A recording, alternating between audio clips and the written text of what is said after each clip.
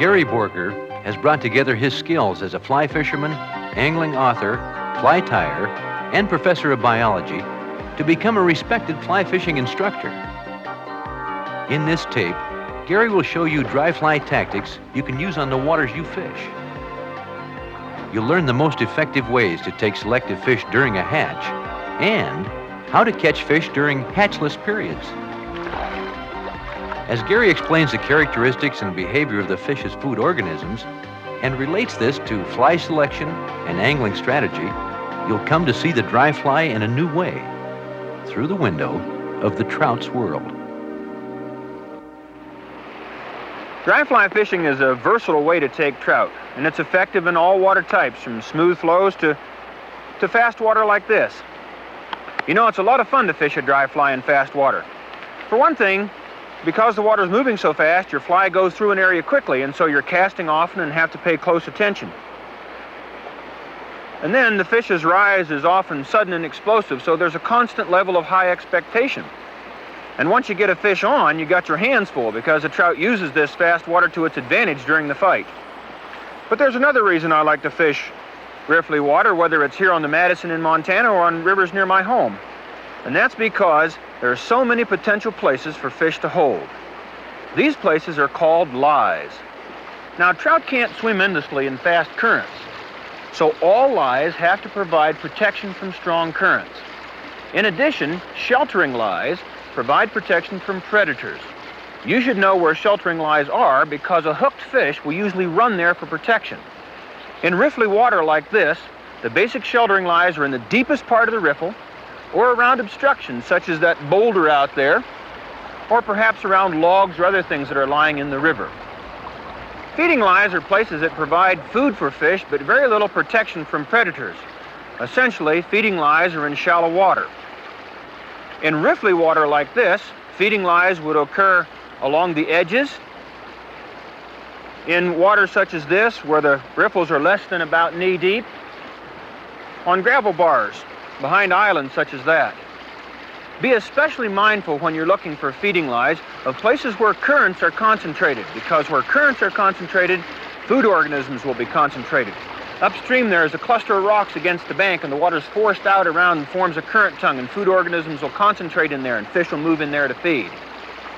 Since feeding lies are essentially in shallow water, fish in these kinds of places are very spooky, so you should approach them carefully and cast cautiously. Prime lies are places where fish can find a source of food and protection from predators simultaneously. In riffly water like this, prime lies occur where the currents are more than about knee deep. In this deeper water, the fish can hold behind the many rocks on the bottom, and the water depth and the broken surface make them feel very comfortable there. Now, fish in prime lies obviously aren't anywhere near as spooky as fish in feeding lies. So you should cover these kind of areas very carefully and very thoroughly, working them systematically. Fish are likely to be anywhere in here. If the riffle water gets more than about waist deep, however, fish aren't going to expend a lot of energy to come up to the surface to take a dry fly. Such places are good nymphing prime lies, but not very good for dry flies. So as you're wading through these riffles, watch for places where it's between knee deep and waist deep. Those are going to be the prime lies and probably the best places hold the best fish. Locating fish is only part of the fast water strategy. You've also got to select the appropriate fly. While mayflies and midges occur in riffly water, caddisflies and stoneflies are often more abundant in such places. Stoneflies are fast water creatures because they require highly oxygenated water. The nymphs range in size from 1/2 inch to nearly 2 inches and live from 1 to 3 years. At maturity, they crawl from the stream and climb up on a rock or branch. This is an excellent time for nymph fishing. As it dries, the nymphal husk splits between the shoulders and the adult emerges. The adult is easily recognized because it holds its wings flat along the top of its abdomen, a characteristic that allows you to easily distinguish it from mayflies, caddises, and midges. After mating, the female returns to the stream to lay its eggs. When large numbers of these ovipositing females fall to the water, the trout feed eagerly at the surface. If the stonefly adult is large, The rise to these struggling insects is often quite violent. When so many insects of one type are on the water, the trout become selective. That is, they concentrate exclusively on that food item and refuse any other fly. Imitations for selective trout should be the same size, color, and shape as the natural. The imitation must also give the same surface impression as the organism being imitated. This is a most important characteristic because trout use the surface impression to help distinguish a food item from other floating objects. In addition, the artificial fly must be constructed to float. A fly for use on this riffly water is usually dressed with lots of hackle and buoyant materials so the choppy currents don't sink it, and highly visible parts such as hair wings are often added to make the fly more easily seen by both fish and fishermen. Such overdressed flies as this are quite satisfactory in riffly water because the fish doesn't have long to look at the fly and because the choppy surface makes it hard for the trout to see the fly clearly. Caddis flies are quite different from stone flies. They have a larval stage that normally lasts for 1 year. These insects are readily recognized because they frequently build a case of sticks or small pieces of gravel in which to live. At maturity, the larva seals itself in its case and transforms to the pupal stage. After a couple of weeks, the transformation is completed and the pupa bursts free of the case and ascends rapidly to the surface. Once it arrives at the surface, it halts momentarily, the adult bursts free and flies off. Trout will follow these ascending pupae and feed at the film where the pupa is most vulnerable. Often in its haste to capture the pupa, the trout leaps clear of the water. Such a showy, splashy rise is one of the keys that trout are taking emerging caddis pupa. It is at this time in the life cycle that dry fly fishing and nymph fishing merge, because you use a caddis pupa, but you treat it with fly floatant and fish it right up on the surface. A good pattern at such times is a sparkle caddis pupa. Trout also take the adult caddis. These insects are readily distinguished from other adult aquatic insects because they fold their wings over their backs in a tent-like fashion. In fast water, patterns such as the elk hair caddis or a humpy are fine imitations of the adult. Patterns such as these are a better choice for caddises which occur in flat water areas, since the trout can see them so clearly. These flies are dressed more delicately to closely imitate the natural. Dry flies can be fished quite effectively in riffly water when there aren't hatching insects or egg-laying insects present. You could choose a specific imitation of a stonefly or a caddisfly for such searching techniques, or you might want to choose a pattern such as this royal wolf or this hairwing Adams. Such patterns are only generally suggestive of food items, but they're easily seen by the fish, and so they do very well when there isn't an abundance of any one insect on the surface. Since line splash isn't much of a problem in riffly water, the most important consideration that determines line size is the fly that you use. And since many of the flies that are used on riffly water are very bushy, lines in the 5 to 7 weight category are better than lighter lines. You could consider a 6 weight as an all-around line for riffly water. A lot of anglers like brightly colored lines such as this one when fishing riffly water because it's ever so much easier to see out on that broken surface. I like a rod that's 8 to 9 feet long when fishing riffly water so that I have plenty of line control. That is, I can mend the line, I can lift it over fast currents and so on much more easily than I could with a shorter rod. I like a reel that has sufficient capacity for the fly line plus 50 yards of backing. This backing is 20-pound test braided Dacron, and it's an insurance policy for me. If I hook a big fish, it's probably going to take out more than just a fly line. It's going to run a long ways downstream, and I need that backing there just in case. I also like a reel that has a smoothly operating drag system that allows the line to pull off very uniformly, and a drag system which is variable so that you can adjust it for light tippets or heavy tippets. A counterbalance such as this one helps the spool turn much more smoothly. And an exposed flange allows you to apply a little extra drag by feathering your finger against it, like that. Drag is the single most important problem that you have to overcome in dry fly fishing. Drag occurs when the currents pull against the line and cause the fly to skate across the surface. It is absolutely essential that you be able to fish the fly drag-free if the naturals are floating drag-free on the surface. In riffly water like this, it's not necessary to use a leader that's total length of more than 8 or 9 feet, but at least 3 feet of that leader should be a lightweight, soft, limp tippet like this. It will fall onto the water in coils and help eliminate drag. When I'm fishing in fast water, whether it's in riffles or rapids, I not only apply floatant to the fly, but I also grease the leader so that the leader doesn't sink and pull the fly under.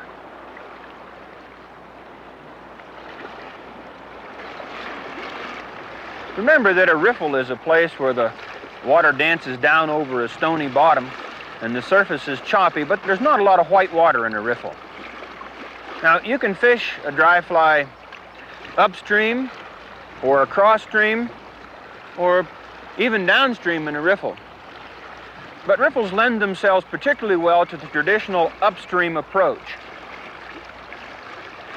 It's hard for fish to see you when you're fishing upstream like this because the window that they look out through is all choppy on top, and it's hard for them to see out. And for another thing, the fish is looking upstream for food, not looking downstream for you. Then, too, the sound of the rushing water hides the noise of your wading, so it's very difficult for the fish to both see and hear you. For this reason, you can approach quite closely to fish in riffly water, maybe as close as 20 feet. Now, you should present the fly up and across stream, like this. It's not a good idea to throw the fly straight up. If a fish does rise to take the fly, his nose could bump the leader and push the fly out of the way right at the last moment. If you see a rising fish, present the fly upstream about 4 or 5 feet above where you see the rise. But remember that in this fast-moving water, when you see a rise form, it moves very quickly downstream. So the fish may not be exactly where you think it is. Put it up there far enough above that rise form to make sure that it's floating down to the fish. If you don't see any fish rising, you can just fish the water with the dry fly. It takes a little experience to learn the best places to throw the fly, but remember some of those places I pointed out to you before. Try to find places where food is going to be concentrated, perhaps along an edge of a slick like that one, or maybe where there are 2 boulders and the current funnels down through between those, or perhaps at the edge of a gravel bar where the shallow water tapers off into deep water. And then work the fly carefully and slowly through these areas. Don't make just a couple casts and say, oh, no fish, and tear on. Remember that that surface is choppy and it's hard for the fish to see the fly easily. So they may not see it just in one pass through. You may have to make 2 or 3, 4 or 5 good casts in there before the fish will see it. And after you've cast, then just move upstream a step or 2 and work in other areas slowly and carefully. Just keep moving up and casting like that. Wind can be a real problem for the dry fly angler because that big bushy fly is so air resistant. You have to learn how to cast nice tight loops like this. And when the wind is blowing in your face, give them a little extra energy. Force that line over at the end. Force it over like that. Another trick you can use for overcoming the wind is to use a horizontal cast. Keep the fly real low to the water where there's not much wind and lay it right out there like that. You can get your line and fly right down underneath the wind. Keep it real close to the water. Even though the casts that we make in fishing upstream in the riffle are relatively short, there's a lot of slack generated as that line drifts back to you. So you have to have some way of controlling that slack without looking at your hands. Now what I do is shoot the line through my line hand. I don't let go of it. Shoot it through my line hand, transfer it to a finger of my rod hand, and then strip the slack. This way I never have to look down at my hands, because you know darn well what's going to happen. As soon as you look down at your hands, the fish is going to take the fly. This way you can cast, shoot the line, pick up the slack, and never have to take your eyes off the fly. Even though this is an excellent way to handle slack line, you still have problems picking the fly up because the line is floating toward you, and so you get yourself into an awkward casting position. A much easier way to pick the line up off the water is with a roll cast pickup. Just allow the fly to float past the fish's feeding position, lift your arm into a roll cast, flip the fly upstream, false cast or 2 to lengthen the line, and drop it back on the water again. Just Lift it right up into a roll cast position. Pick it up, cast again. A lot of anglers have problems with making too many false casts. They pick the fly up and then sit here false casting and false casting and false casting and false casting. Remember that you're not fishing for owls, you're fishing for trout, and trout are in the water. So don't false cast more than is necessary. False cast only enough times to dry that fly off or to lengthen the line or to change direction. Don't overuse the false cast. You're just wasting valuable fishing time. Sometimes when you're fishing upstream in a riffle, you might want to fish directly upstream. Maybe there's a fish rising up there, or maybe the currents are such that you want to fish straight upstream. You don't want to throw the fly line straight upstream, however, because it might land over a fish, or the fish, when it rises, might bump the leader and push the fly out of the way. So you use a reach mend. Cast up, and then reach the rod off to the side. This positions the line and leader as if you were casting up and across stream rather than straight upstream. Just cast up and reach the rod over. This way, the fly comes down across the suspected holding lie or where you actually saw a fish, but the line and leader are positioned off to the side. Cast, and then just reach out to the side. This is probably the most versatile mend that you can learn, and it works very well for fishing a dry fly straight upstream like this. One of the biggest problems that most anglers have in fishing riffly water is seeing the fly. You have to learn to anticipate where the fly is going to land. Learn to see that fly line as it moves through the air and drops to the water.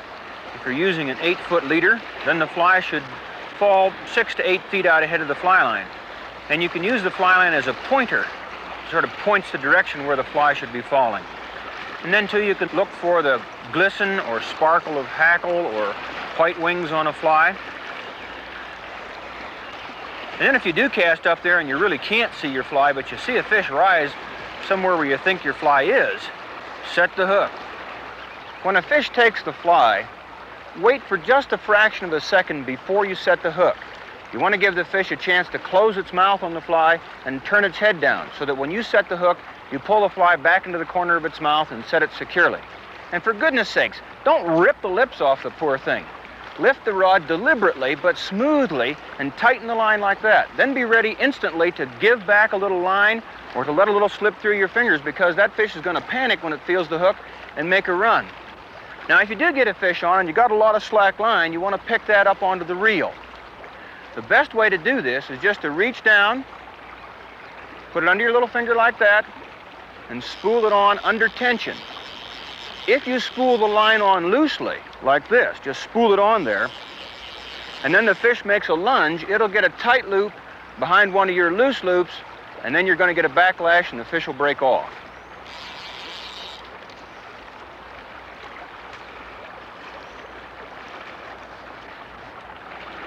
Ah, there's a take. Boy, he's coming right down.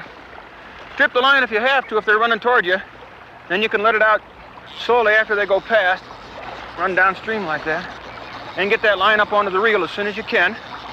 And follow a fish down if it's running a lot of line out. Ooh, good fish. Oh, they're strong in this riffle water. Don't let it get too far below you, because the current pushing against the fish will tear the fly out of the fish's mouth or break off the tippet. Lead them into shores if you can. Get them into quieter water, because it's a lot easier to net them in there. It's also a lot better place to turn the fish loose.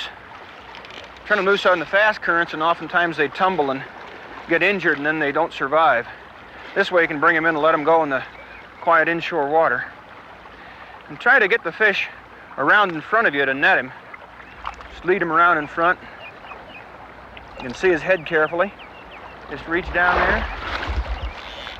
There he is. Nice brown trout. Look out here. There it comes. Good.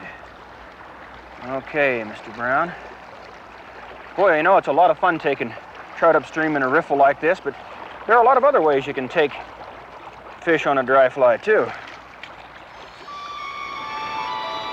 A rapids is a place where the bottom of the river is inclined more steeply than it is in a riffle, and the currents are much faster. Like many rapids, this one has a lot of boulders in it. Behind these boulders are small pool-like areas called pockets. Although it's tough wading in places like this, I like to fish pockets because, like pools, they hold big trout. Don't just cast your fly anywhere in rapids. Fish rarely come up through heavy currents like that to take a dry fly off the surface. Concentrate your efforts where they'll do the most good. And that means fishing the pockets. Now, pockets contain the same types of lies that pools do. Back in the tail of the pocket, there are feeding lies. You can see the current spinning out into the tail of the pocket, so any food organisms floating down in the current would spin out there into the tail to the waiting fish. There's also a feeding lie right in front of the boulder where there's a hydraulic cushion, and fish will hold there oftentimes and feed. And that's always worth a cast or two. And then don't forget the concepts of the feeding lane and concentration of currents.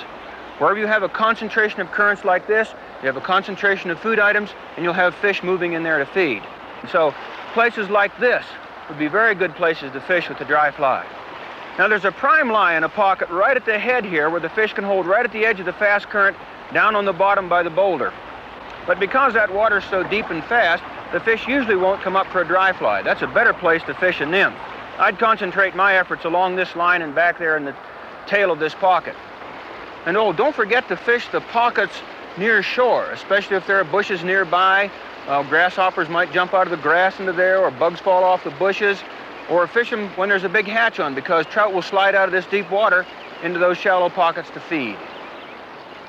The usual way to fish this type of water is to cast upstream, working from pocket to pocket. Because there are so many current tongues of varying speeds, drag is the most important problem you have to overcome.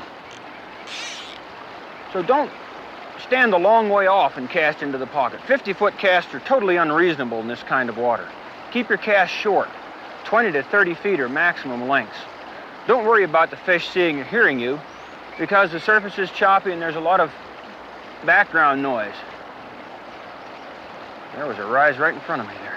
That fish was only 6-7 feet away. But wading close won't overcome all your presentation problems. You've got to be able to introduce some slack into the line. Here's a couple of casts that'll help you do that. Now, you know in a normal cast that you have a high back cast and a low forward cast. In the puddle cast, you're going to use a low back cast and a high forward cast. Cast the line forward, then drop the rod tip right down and the line will puddle up on the water, throwing a lot of S-curves that will eliminate drag.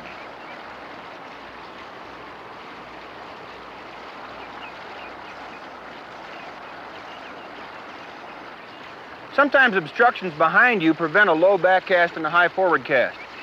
In that case, I'd use a pendulum cast, which has both a high climbing back cast and a high climbing forward cast.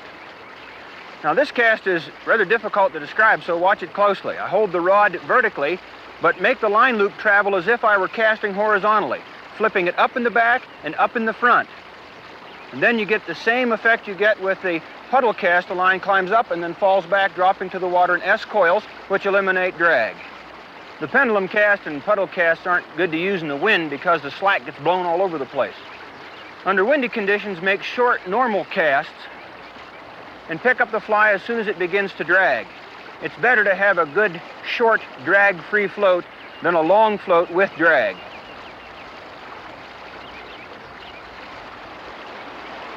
There are pockets, such as this one, that just can't be reached by wading upstream. So you've got to fish across stream. And drag is really a problem here. Because that's such a difficult spot to get to, not many anglers will try it. Let me show you some techniques that allow you to get into difficult spots like that. I'm going to use a reach mend to introduce slack, and then I'm going to mend the line on the water to get a nice drag-free float.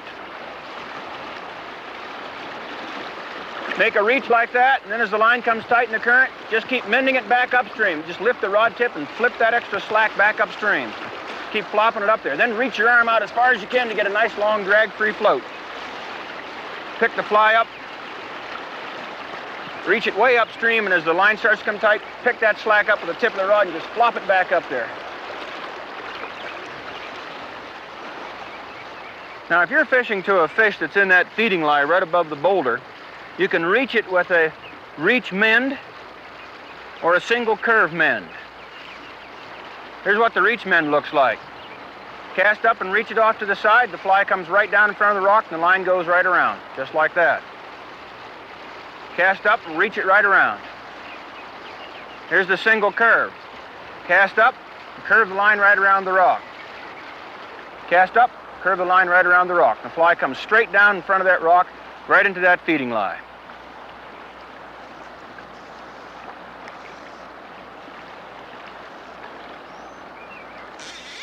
He's got it. Oh, it's a nice rainbow. Look at him jump.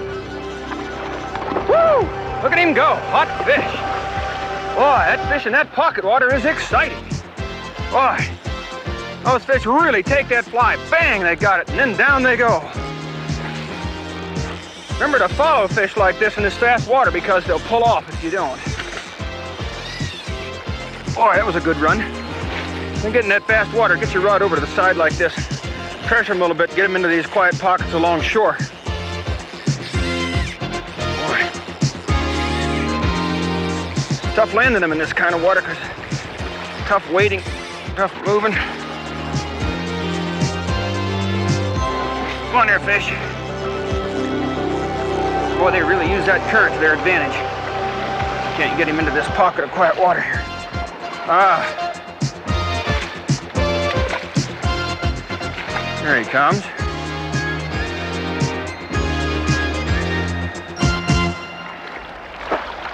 And that's why I like to fish pockets.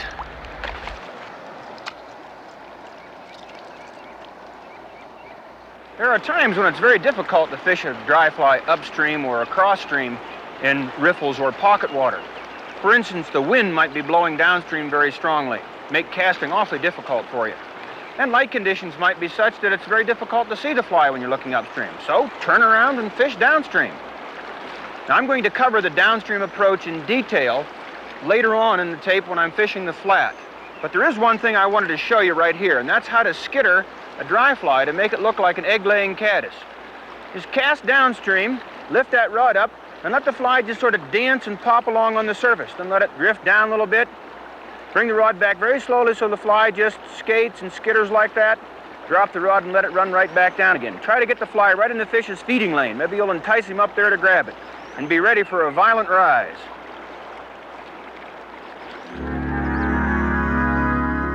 The heavy, swift flows of the Madison stand in strong contrast to the gentle, pastoral nature of this stream. This idyllic creek is reminiscent of the smooth-flowing streams of England where dry fly fishing began. Because the water is so clear and so smooth, you've got to be extra careful in approaching and presenting the fly to the trout. Every mistake you make here is an obvious one. A trout's life hangs in balance between the amount of calories it must expend to catch a food item and the amount of calories it gets from that item. For this reason, trout always take the most abundant and easiest to catch stage of the hatching insect. While there are stoneflies and caddisflies in this water, this river is most noted for its prolific hatches of mayflies and midges. The mayfly nymph normally lives in the stream for 1 year. When mature, it usually rises to the surface and crawls out on the film in preparation for the hatching of the adult. Imitations like this dry nymph must be tied to closely match the size, shape, color, and surface impression of the natural.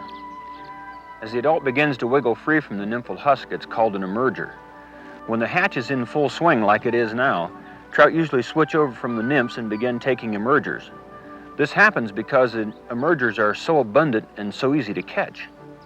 An emerger pattern like this one is a good choice. Because dry nymphs and emergers ride so low in the film, the rise to these insects is usually a quiet one. When the hatch is very heavy, the trout can afford to concentrate on the emergers. But if the hatch is sparse, then the fish have to take nymphs and emergers and duns in order to get enough to eat. The adult mayfly that emerges from the nymphal husk is called a dun. It is readily recognized by its upright wings, which give it the look of a miniature sailboat. The wings of the dun are often gray, and the body is usually a dull color. For small duns, I fish a loop wing on riffly water and a no-hackle pattern on slow water. Medium-sized duns on fast currents are nicely imitated with a full-hackled fly, with or without wings. A parachute fly with a strong, upright wing silhouette is excellent on smooth currents. Flies hackled with deer hair or big parachute patterns are used for very large mayfly duns. When the dun's wings are fully expanded, it flies to streamside vegetation, and after a period of up to a couple of days, it sheds its skin and the sexually mature spinner or adult emerges. The spinner usually has glassy wings and a shiny body. Its body may be different in color than that of the dun. The spinner mates, lays eggs, and dies, falling onto the surface with its wings outspread. Because the spinner is motionless and rides so low in the water, many anglers fail to notice them. But if the fall is abundant, the trout sure do notice them, and they rise freely. The take is slow and deliberate. Even big fish often leave only a tiny ring. It's said that the trout just kisses the fly off the surface. In fact, so little air is taken in with the spent fly that any bubble left behind is usually missed by the angler. When you see such a rise, be sure to look closely to determine what the fish are taking before you select your fly. Midges, like their name suggests, are tiny insects.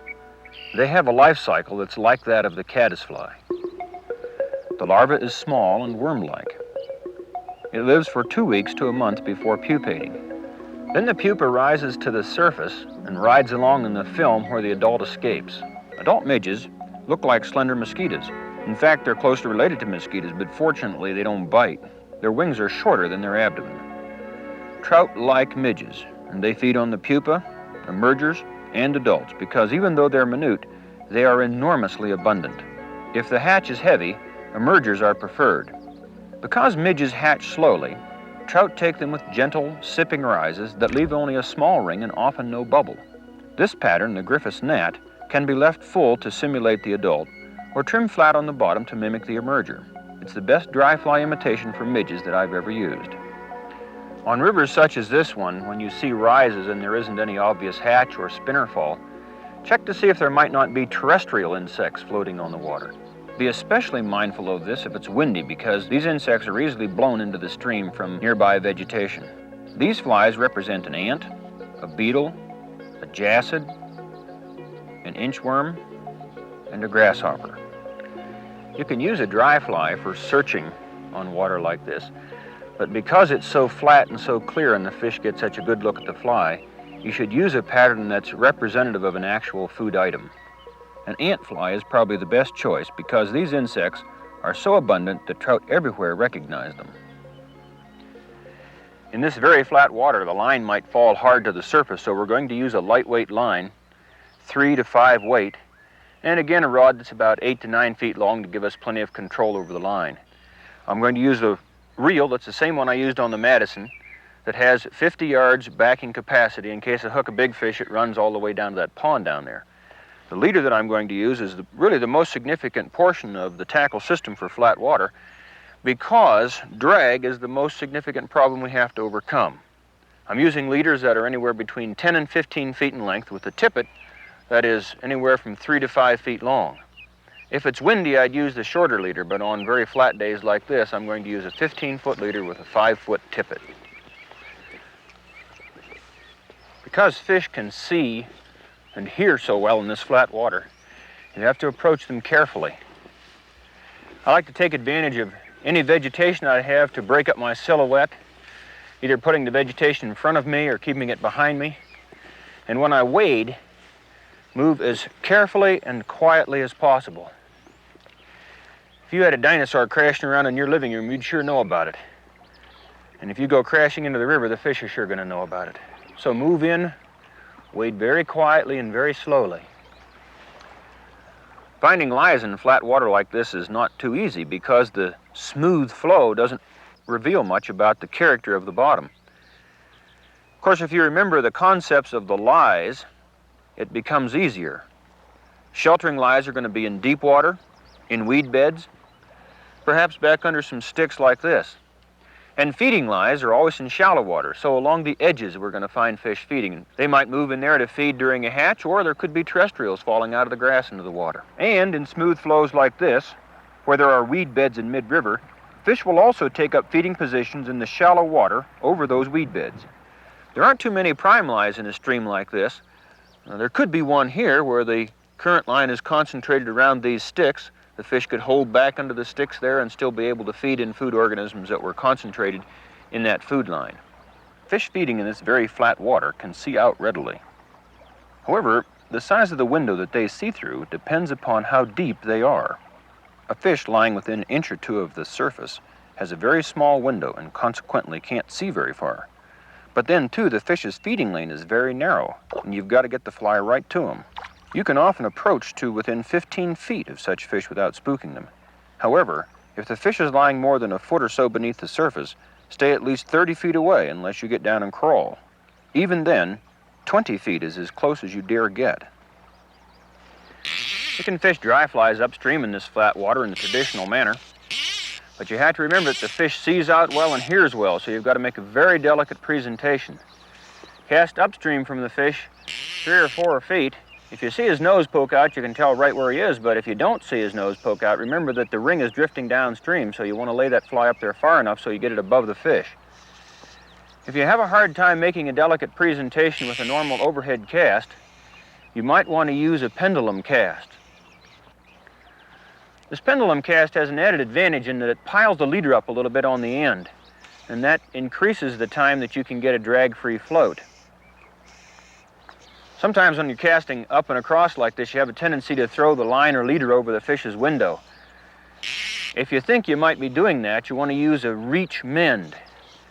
Upstream like this, cast and then reach up. That gives you a slightly different angle on the line and leader and prevents the line and leader from falling right over the fish's window and spooking the fish. And of course, you got to remember to handle the line. Cast it up like that, I'm going to be stripping the line through my fingers just like I did when we were fishing the fast water, and watching that fly very carefully. If you do get a take, you want to make sure that you set the hook gently because you're using a small fly and a light tippet in this case, and just set until you feel the weight of the fish and then give him back the rod. Just lift it up and then give him the rod. He's got it!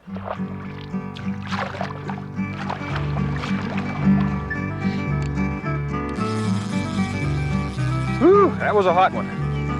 If you do get a good fish and a fine tippet like this and a small fly, you've got to be careful with the fish and pull right off of that thing or you'll break the tippet off. Just use gentle, even pressure. Look at that, right into that sheltering line. Right into deep water and trying to get into the weeds. Keep the rod smoothly bent like this. It doesn't matter what position you put it in. You can put it down like this, what I'm doing now, to put a little pressure on it from the side. Keep him out of those weed beds. As long as the rod's smoothly bent. If the fish starts to jerk its head or something, drop the rod tip a little bit, ease off on the pressure of the rod, just keep it smoothly flexed like this. Don't pull too hard, however, you'll tear the fly right out of the fish's mouth. Here we go, he's easing up now. Come on, fish. Boy, they're strong in this river. Keep that rod smoothly bent. If they get downstream from you like this, work them back and forth in the current a little bit. Pull from one direction, then pull from the other, so you can walk them right upstream like that. Here he comes. Let me show you how to land a fish with your hand. It's not difficult. You just tire them out, just like you're going to use a net, and just let them come into you easily, like this. Just reach down and put your hand right gently around them and lift him up upside down like that, and they'll stay right in your hand. And just pop that fly out. Oh, what a beautiful fish. Hold him upright in the water, and away he goes. Look at him go. Even if you do use a reach mend, on flat water like this, it's so often the leader comes down across the fish's window that a much better approach is to cast across stream. But if you fish across stream, then you've got the problem of drag. As soon as the fly hits the water, if there's fast current in the middle, it starts to drag the fly, and of course, if the natural isn't dragging, that's going to look very unnatural. So what we'll do is reach mend upstream. That puts the fly down ahead of the line and leader. And then as the line comes down, I simply follow it with a rod tip like this, lower it on the downstream side, and then get a very long drag-free float. Now, I would use this kind of an approach for fishing mayflies or midges or stoneflies, any natural insect that doesn't move on the surface. But if I was fishing an imitation of a caddisfly or perhaps a grasshopper, in which the fly itself might be moving or bouncing around on the surface, then I might want to use an induced rise. Cast across like that, and as the fly drifts down, just jiggle the rod tip a couple times, and that makes the fly drag just for a short period. And it looks like the natural twitching and moving on the surface of the water. Don't move it too much. There's a tendency when you do this to just start going like this and drag the fly out there about a foot or so. You don't want to do that. The insects just twitch and pulse a little bit on the surface, so all you do is just wiggle the rod tip, Watch your fly. As soon as you see it drag just the slightest little bit, let it float along naturally, maybe another little twitch, then let it float along naturally again. While the across-stream approach is very useful in still water, flat water like this, the very best way to fish a dry fly is with the down and across approach. This way we're always going to get the fly down ahead of the line and leader, and there's not going to be any problem with drag. The best cast to use for this is the parachute cast. Stop the rod and draw it back, allow the line to fall on the water, and then as the line and leader proceed downstream, simply lower the rod tip to keep pace with the moving line.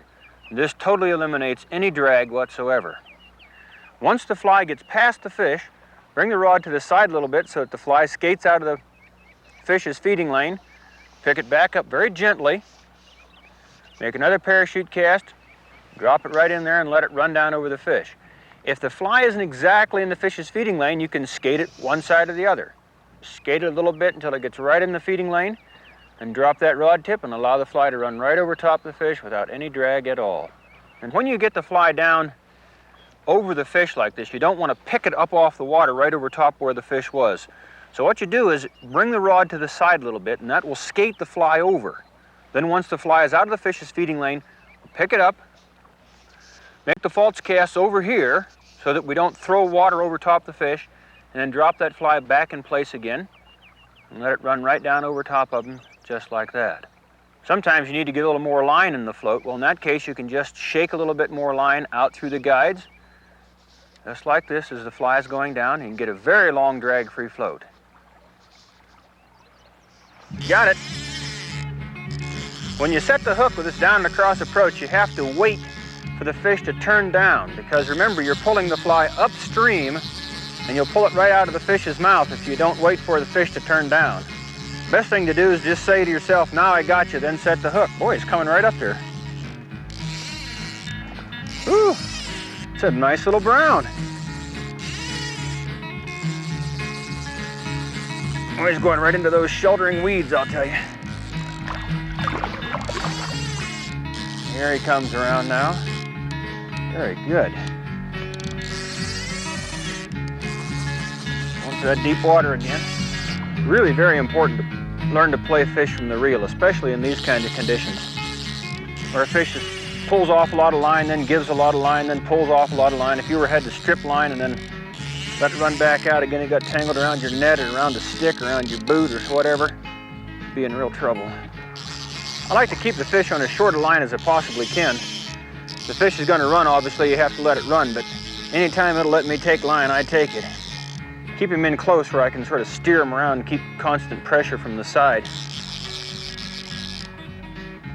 Make that fish work real hard, even on a light tippet like that. Still not ready. Looked like it for a minute. Yeah, come on. These browns are hard to fool, but that down and across approach is one that surely will do it. Look at the lovely spots on this fish. Beautiful brown coloration. What a nice fish, about a 16-inch brown. Let's fly out here. Look at that lovely, lovely fish. Go home, baby. One thing you have to be careful of when you're fishing downstream is not to wade directly down to the fish, because as you move along, you kick up materials which will drift down and alert the fish to your presence. On meadow streams like this, where there are mice and frogs, you might want to try fishing a big mouse or frog imitation at dusk or after dark for big browns. This is meat and potato fishing. It's not delicate dry fly fishing. We use a very heavy tippet leader that's about 5 feet long, and we're using a wet tip line. And we're just going to cast that thing right in against the shore like it was a mouse falling into the water and plop it down. Then allow that wet tip to sink, and after it's down, give her a big strip, and that pulls the mouse under, makes a big bubble. Then we let it float back to the surface again, give her another big strip and pull it under. And let it float back to the surface again, and so on. Keep repeating that. If there's a big brown in the area, it'll come and investigate. It's a very good technique on these streams, and if you know a place where there's a big brown, give this technique a try. I think you'll be pleasantly surprised.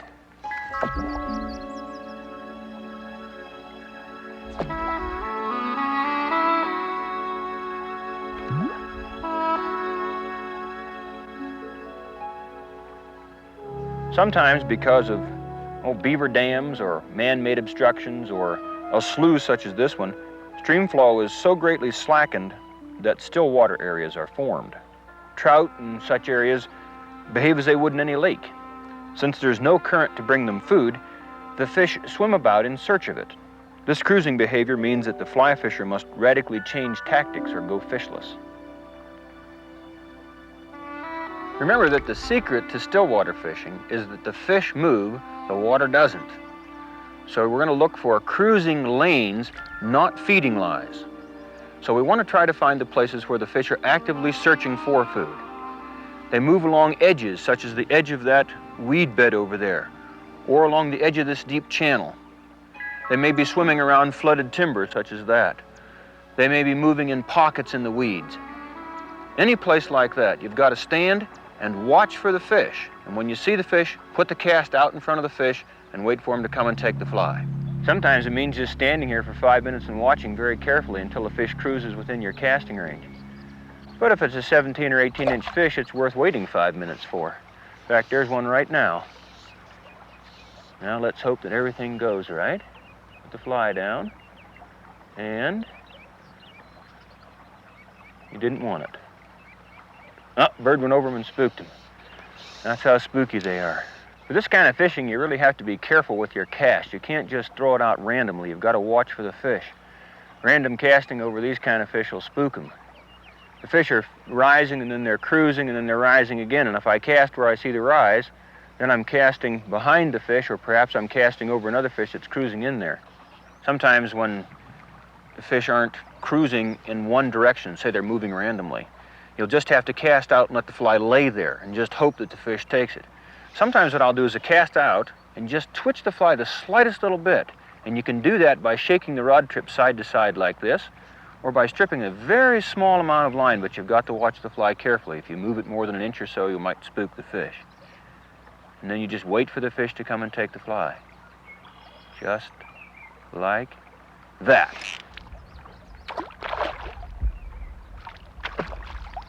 Ooh, he's a jumper. Look at him go. Get that line up on the reel real quick here. Sometimes when they're running and there's weeds and crap like that, you gotta strip the line first and then get it up later. There he comes. Come on. Son of a gun.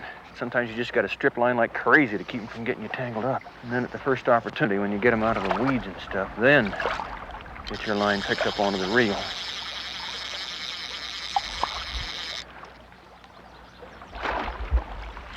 Great fun to catch these rainbows in still water like this. I release most of my fish, so I use a soft net bag. A coarse net bag made of plastic or something often tears the scales off the fish. Just hold them gently and work the barbless hook out, and then make sure they're strong enough, and then let them go. Boy, that one was strong enough, I'll tell you. Look at him go. The Henry's Fork is the largest spring creek we have in the United States. It's difficult water with enormous populations of mayflies and caddises and midges that hatch all day long, nearly every day. In addition, terrestrials like ants and grasshoppers are continually being blown into the water. The trout in abundantly fertile streams like this become hyper-selective and present the ultimate challenge to the dry fly fisher.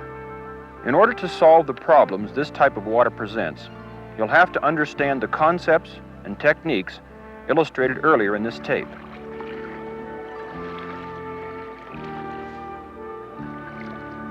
Henry's Fork is so tough to fish because it's very large and intimidating, and it's a difficult river to read.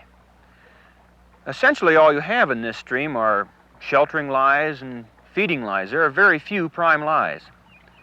The feeding lies are in tight against the bank and then scattered over the weed beds out in the middle.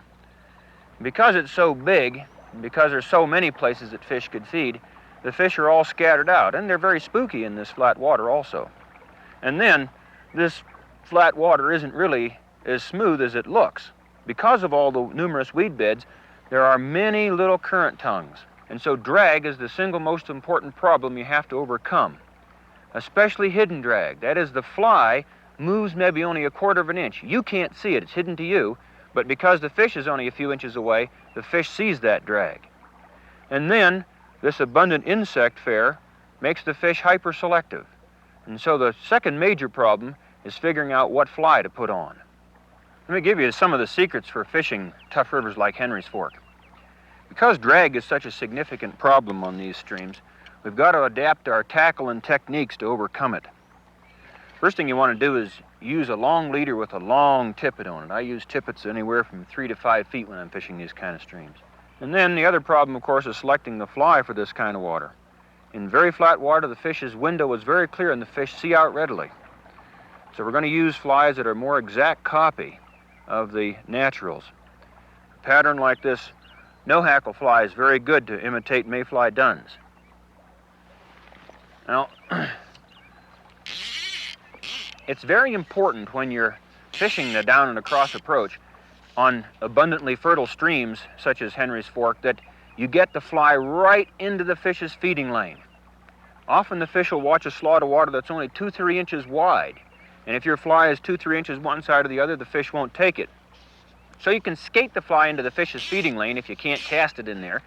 Cast down, cast 5-6 feet above the fish, skate the fly a little bit to get it right into the feeding lane, drop the rod tip quickly, allow the fly to run right down to the fish. If it doesn't take the fly, let it go past, pick it up, make your false cast off to the side so you don't spook the fish, put the cast right back in there again.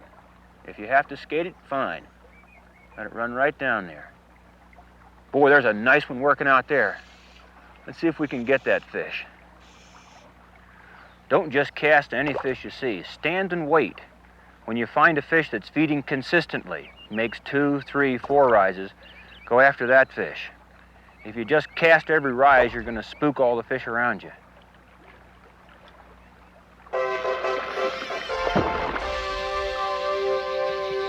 Oh boy, what a fish! Really exciting to take these highly selective trout in this very flat water. But that down and across technique with a long tippet and a realistic looking fly will do it. Skated that fly right into his feeding lane and let it go right to him. Got to keep after these fish because they have a tendency to run downstream a lot and get you in the weeds. And I just walk right after them. Try to keep them on a short line. Well, a little head shaking there. Ooh, easy. Pull that hook out or straighten it out or something. Nice big old rainbow. Oh, this must be a good fish. He's brought me at least 100 yards downstream. Oh, it is. It's a nice rainbow. Getting tired too. I don't know who's going to win, him or me. Heavy water's hard to wade in. There you go. Come on around here. Come on. Oh, what a lovely, lovely fish. Come on here, fish. All right. That's what it's all about. Whoa, look at that rainbow. 20 inches plus. That's a nice fish. Back in the water here, get that fly on. There. That's a nice rainbow. That makes dry fly fishing really exciting to catch a fish like that. Whew.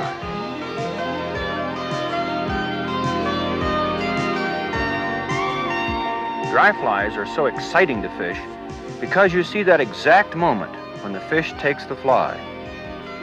Think about the concepts I've discussed in this tape and practice the tactics I've shown you. Use them on the waters you fish. When the insects are hatching and the trout are rising, you'll be ready to share in the excitement of this matchless sport of dry fly fishing.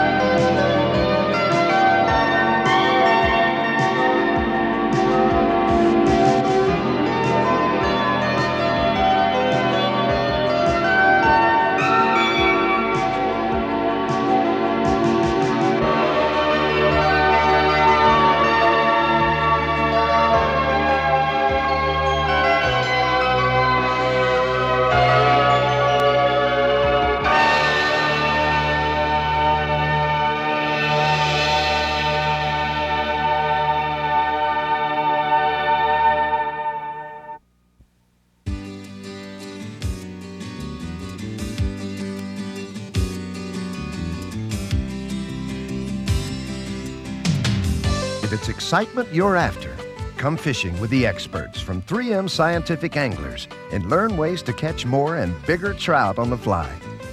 You'll learn where to find trout in a stream and ways to present the right fly with the perfect cast so you can catch the most elusive trout during hatch and non-hatch situations. Plus, there's steelheading for 20-pound rainbows or going for the ultimate saltwater challenge. Let 3M Scientific Anglers bring home the excitement while you learn a lifetime of mastery techniques that will help you become the best fly fisherman you can be.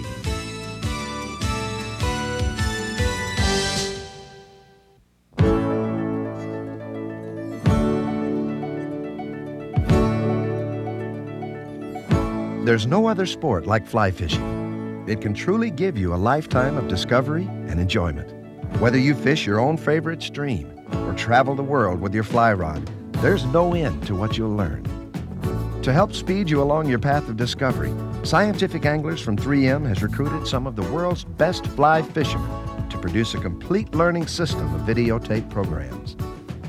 Unlike simple how-to videos, the Scientific Anglers Mastery Series shows you more than just tips. It gives you an easy-to-learn formula for success to truly help you become a master angler. There are programs designed to give you a strong foundation of knowledge and skill.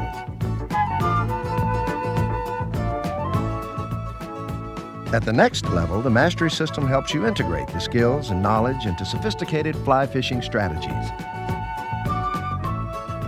And for the expert, there are challenge-level programs that offer original and innovative techniques to help you master the most difficult fly fishing situation. Think of it as a learning path towards fly fishing mastery. The tape you just viewed is part of that path. In Doug Swisher's Trout Series, Scientific Anglers presents a 4-part program that features a natural learning progression. First, there's basic fly casting, where you learn loop control and the principles of throwing a perfect straight line cast. Then you move on to advanced fly casting, building your skills with more complex casting techniques, including curve and reach casts. Now you're ready for action as Strategies for Selective Trout shows you how to fish a hatch from bottom to top. And you'll almost feel the strike as Doug demonstrates ways to take difficult trout in non-hatch conditions. Finally, in Advanced Strategies for Selective Trout, Doug teaches you his most sophisticated methods, including ways to successfully fish the midge, how to unlock the mysteries of masking hatches, and special streamer tactics to catch big trout. You'll be part of the action as you look through the eyes of the expert and learn the real whys behind the mastery of fly fishing for trout. While you're improving your streamside skills, you may also want to learn to tie your own flies. Gary Borger shows you a step-by-step approach to the basics of fly tying. And Doug Swisher demonstrates how to tie flies to match the hatch and his deadly attractor patterns. If you're hooked on catching the big ones, you've got to see the 4-part series on fly fishing for Pacific steelhead.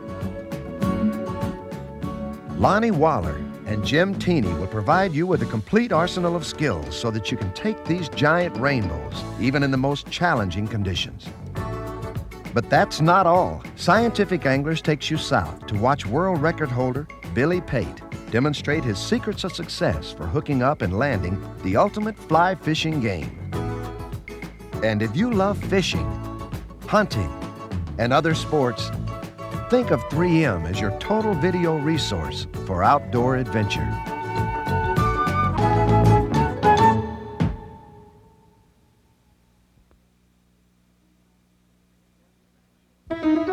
Explosive action, in-depth information, incredible scenes.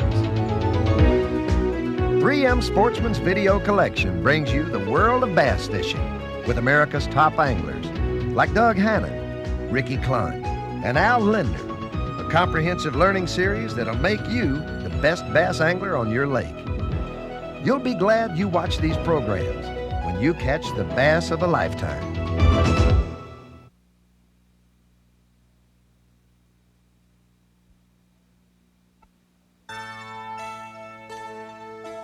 the gentle beauty of a deep forest glade, the heart-pounding excitement of a trophy buck in rut, going one-on-one with North America's most popular big game animal. That's what deer hunting's all about. And nobody brings you more in-depth information and true-life action than the 3M Sportsman's Video Collection.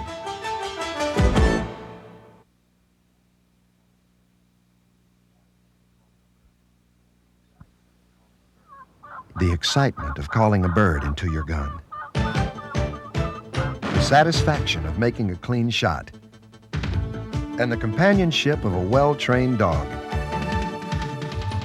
If you like the challenge of upland game bird and waterfowl hunting, 3M Sportsman's Video Collection gives you the thrill of being there and the knowledge you need to master the sport.